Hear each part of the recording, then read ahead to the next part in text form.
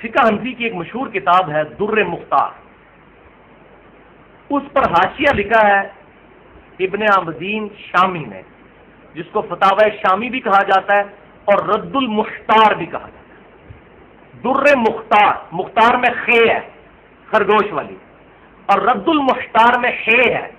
حلوائی والی، رد المختار، یہ اس کا رد نہیں ہے، رد المختار یعنی در مختار پر جو اعتراضات کیے گئے ان کا رد انہوں نے کیا ہے۔ اور یہ فقہ حنفی کی متفق علیہ کتاب ہے، بریلوی اور دیوبندی مکتبہ فکر کے علماء اس کتاب کو پڑھاتے ہیں،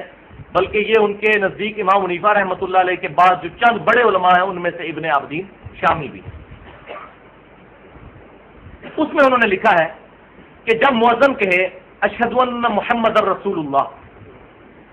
تو انگوٹھے چوم کر آنکھوں کو لگائے جائیں اور پڑھا جائے قرۃ عینی بک یا رسول اللہ، اے اللہ کے رسول آپ میری آنکھوں کی ٹھنڈک ہے۔ آپ آنکھوں کی کیا، ہمارے دل کی، ہماری ایک ایک رگ کی ٹھنڈک ہے، اس میں تو کوئی دوسری بات ہی نہیں ہے۔ اور دوسری طرح پڑھا جائے صلی اللہ علیہ یا رسول اللہ۔ اب یہ فقہ حنفی کی متفقہ کتاب میں یہ مسئلہ لکھا ہوا ہے، لیکن ظلم کی انتہا ہے کہ دیوبند مکتبہ فکر کے علماء جو ہیں اس کو بدعت کہتے ہیں، حالانکہ پتہ ہے ان کو کہ یہ ہماری کتاب میں لکھا ہوا ہے، لیکن چونکہ بریلوی کرتے ہیں وہ ضد میں آگے ہوئے، وہ کہتے ہیں نہیں جی وہ تو ضعیف روایتیں ہیں، تو خود پوری فضائل اعمال سوائے چند حدیثوں کے ضعیف ہے، تو وہاں کہتے ہیں جی ضعیف حدیث فضائل میں لے لینی چاہیے، تو فضائل میں انگوٹھے چومنے والی حدیث بھی پھر لینی چاہیے، دو نمبر پالیسی تو نہ رکھیں، وہ بریلوی چومتے ہیں اس لیے نہیں لینی۔ یہ ساری فرقہ واریت کی لعنت ہے۔ فضائل اعمال کا دفاع کریں گے جی ضعیف حدیث فضائل میں ہے، تو بھائی اس کے فضائل میں کم از کم 5 حدیثیں ہیں، چلے ساری ضعیف ہیں لیکن آپ کے لیے ایکسیپٹیبل ہے۔ سیدنا ابوبکر صدیق سے روایت ہے کہ آپ صلی اللہ علیہ وسلم نے فرمایا جس شخص نے انگوٹھا چوم کے آنکھوں کو لگایا اور یہ دعا پڑھی قیامت والے دن میں اس کی شفاعت کروں گا، روایت ضعیف ہے لیکن فضائل پہ ہے، لے فضائل مال میں ڈالیں اس کو، وہ نہیں ڈالیں گے کیونکہ بریلوی کرتے ہیں، بریلویوں سے ان کی دشمنی ہے۔ مسئلہ کتاب و سنت کو ماننا نہیں، مسئلہ ہے فرقہ واریت۔ تو ہم کہتے ہیں ایک اصول رکھیں، روایت اگر ضعیف ہے، میں نے پہلے بھی بتایا کہ مسئلہ نمبر 36 جو ہے ضعیف الاسناد اور من گھڑت احادیث کے فتنے کا تحقیقی جائزہ، 1 گھنٹہ 25 منٹ کی میں نے گفتگو کی، اس میں یہی باتیں تو بتائی ہیں صحیح مسلم کے مقدمے سے کہ امام مسلم رحمہ اللہ نے واضح لکھ دیا ہے کہ نہ ترغیب اور ترہیب میں لی جائے گی ضعیف روایت اور نہ دین کا کوئی مسئلہ نکالنے کی، ترغیب اور ترہیب میں بھی نہیں لی جائے۔ ترغیب یہ ہے کہ نیک اعمال کی ترغیب دلانا اور ترغیب برے اعمال سے ڈرانا، جیسے فضائل مال میں وہ من گڑت روایت لے کے آئے ہیں کہ ایک نماز چھوڑ دی تو 2,86,00,000 سال دوزخ میں چلنا پڑے گا، اللہ معافی دے، من گڑت روایت،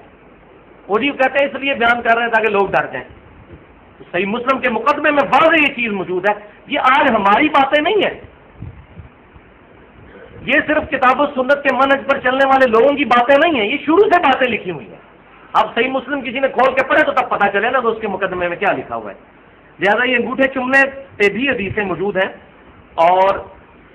سلسلہ احادیث ضعیفہ جو ہے شیخ البانی رحمہ اللہ کا، اس میں 73 نمبر حدیث ہے، اس کی وہ سند لے کر اس پہ انہوں نے پوری بحث کی ہے۔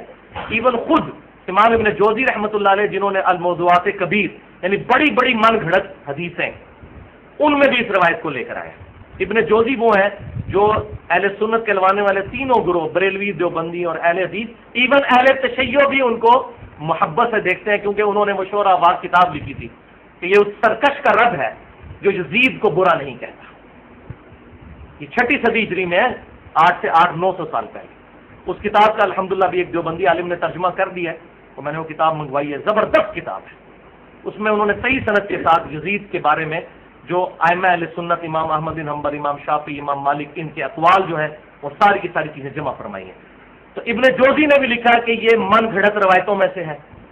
اچھا، علامہ سخاوی جو بہت بڑے ایک صوفی بزرگ ہیں،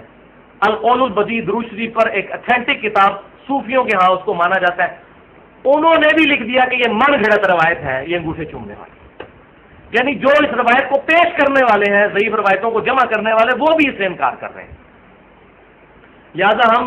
اگر کسی بیچارے کو نہیں پتا اور ضعیف روایتوں کی